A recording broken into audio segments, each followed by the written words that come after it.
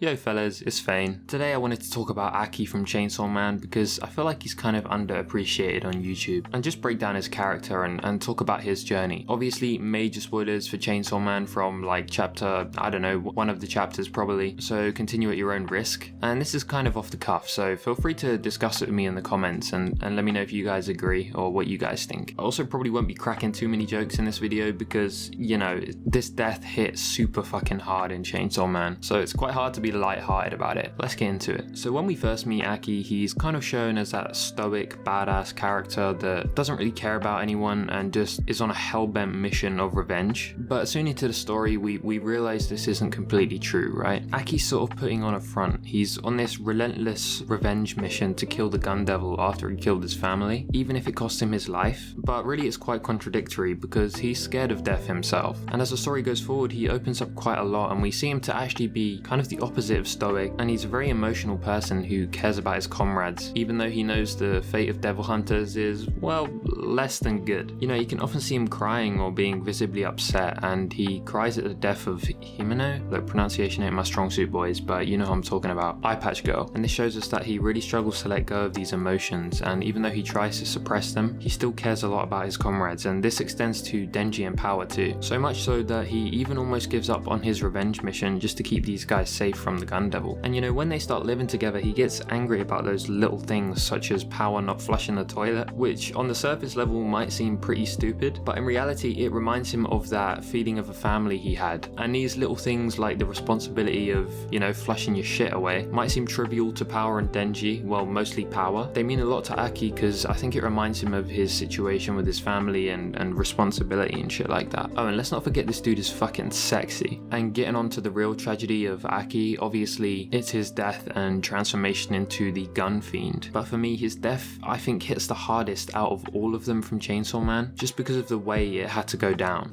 You know, for a start, even with his feelings towards Denji and Power, he just is still trapped on his mission for revenge, and it's just completely self-destructive for him. And if you remember, the future devil told him that he was going to get the worst death possible. But the way I see this is, it wasn't the worst death for Aki, right? I know it's completely soul-crushing that he gets turned into the same devil that killed his family, but it's the fact he ends up having to fight Denji, and for Aki, he just views it as a snowball fight between friends, which is why I feel like what the future devil said when he said Aki would have the worst death possible, he wasn't talking about for Aki, but he was actually talking about the worst death for Denji. Aki, Denji and Power had all grown really close, and even Denji had started adopting some of these like household responsibilities, sort of making them feel like a family, right? And then he gets Aki ripped away from him right in front of him, and not only that, but he has to be the one to do it. So I think this hits really hard for Denji, and obviously it's all part of Makima's plan to get Denji to transform. I just think the whole of Aki's life is completely tragic, as he's been set on this goal for revenge, and he continuously watches his comrades die, and yet still makes bonds with more, even though he knows what the future will hold, either for them or for him. And obviously here the bad shit ends up happening to him. Truly heartbreaking, man. That's all I really wanted to talk about today, guys. If you did enjoy, please subscribe, and expect my other videos to be a bit more upbeat than this. Obviously just the topic at hand is pretty depressing itself. Let me know down in the comments who your favorite Chainsaw Man character is. Take it easy, drink some water, and I'll see you in the next one. Peace.